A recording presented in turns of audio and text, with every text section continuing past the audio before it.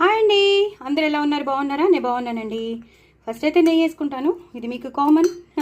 మీకు తెలుసు నెయ్యి లేనిదే కష్టం. సో ఈ నెయ్యి వేసుకున్నాను. సో ఇదైతే మామిడికాయ పచ్చడి అండి. మామిడికాయ కొబ్బరి పచ్చడి చాలా చాలా బాగా వచ్చింది. మామిడికాయ కొబ్బరికాయ పచ్చడి. ఇక్కడ నెయ్యి ఉంటే ఈ నెయ్యిని ఇక్కడ పెడదాం. చాలా చాలా చాలా చాలా చాలా టేస్టీగా ఉందండి. ఎందుకంటే నేను దీని రెసిపీ మీకు షేర్ చేస్తున్నాను ఎలా చేసుకోవాలో. సో డూ ట్రై ఇట్ అండి. చాలా చాలా టేస్టీగా ఉంటుంది మామిడికాయ కొబ్బరికాయ పచ్చడి. ఎందుకంటే ఇప్పుడు సీజన్ మామిడికాయది కాబట్టి మనం కంపల్సరీ చేసుకుని తినాలి. ఎంత బాగొచ్చిందంటే ఎంత పుల్లగా కారకారంగా. దీంట్లో మాత్రం ఇలా డార్క్గా కలుపుకుని దీంట్లో మాత్రం లేత పచ్చిమిరపకాయ మాత్రం కంపల్సరీ నంచుకోండి.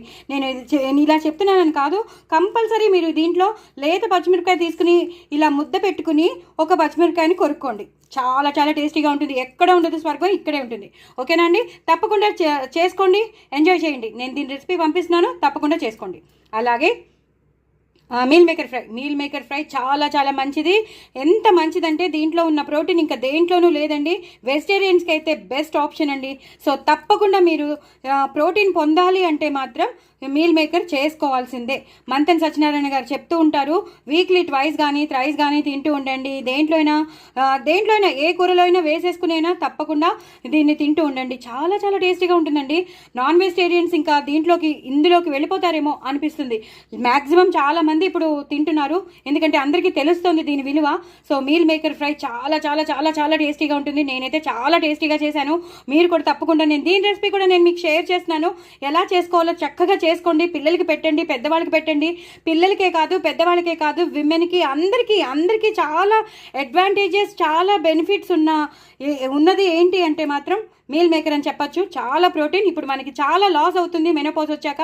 సో అవన్నీ బోన్స్ అన్నీ బాగుపడాలన్నా, అలాగే విమెన్కి హెయిర్ లాస్ అయిపోతూ ఉంటుంది, జుట్టు ఊడిపోతూ ఉంటుంది కదా. ఆ జుట్టు ఊడిపోయినప్పుడు కూడా ఇలాంటివన్నీ ఇది ఎక్కువ తింటే మాత్రం జుట్టు బాగా పెరుగుతుంది అన్నారు. సో తప్పకుండా మీరు అలాగే మన బోన్స్ డెవలప్మెంట్కి ఫైబర్ కూడా చాలా ఉంటుందండి ఇందులో. సో డూ ట్రై ఇట్ అండి. అన్ని బెనిఫిట్స్ ఉన్నది. సో డూ ట్రై ఇట్ అండి. నా ఛానల్ మాత్రం సబ్స్క్రైబ్ చేసుకోవడం అసలు మర్చిపోవద్దు. ఇంత టేస్టీ అయిన రెసిపీస్ మీరు తప్పకుండా తినాలని కోరుకుంటున్నాను. సో ఈ రెండింటి రెసిపీస్ నేను మీకు షేర్ చేస్తున్నాను కాబట్టి కంపల్సరీ నా ఛానల్ని సబ్స్క్రైబ్ చేసుకోండి, సపోర్ట్ చేయండి, ప్రమోట్ చేయండి, నలుగురికి షేర్ చేయండి.